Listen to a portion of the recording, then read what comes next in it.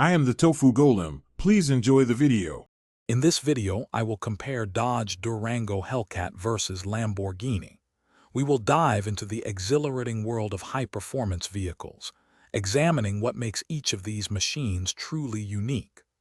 Our goal is to help you understand their distinct characteristics, from sheer speed to everyday usability, so you can decide which one aligns best with your automotive desires.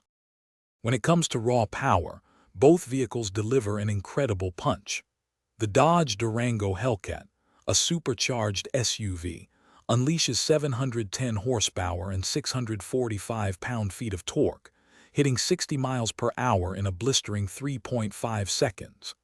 Meanwhile, a Lamborghini Huracan, a true supercar, can reach 60 miles per hour in as little as 2.5 seconds, often boasting over 600 horsepower and a top speed exceeding 200 miles per hour.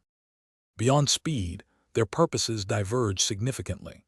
The Durango Hellcat is a versatile three-row SUV, capable of seating up to 7 passengers and offering over 85 cubic feet of cargo space. It can even tow up to 8,700 pounds, making it incredibly practical. In stark contrast, a Lamborghini Huracan is a dedicated two-seater supercar, prioritizing pure driving excitement and offering minimal cargo capacity. Finally, let's consider value. The Dodge Durango Hellcat offers incredible performance for its starting price, often around $85,000, making it a more attainable high-performance option. A Lamborghini Huracan, on the other hand, commands a much higher price, typically ranging from $200,000 to $300,000. This significant price difference, along with higher maintenance and insurance costs, reflects their distinct market positions and exclusivity. Thanks for watching.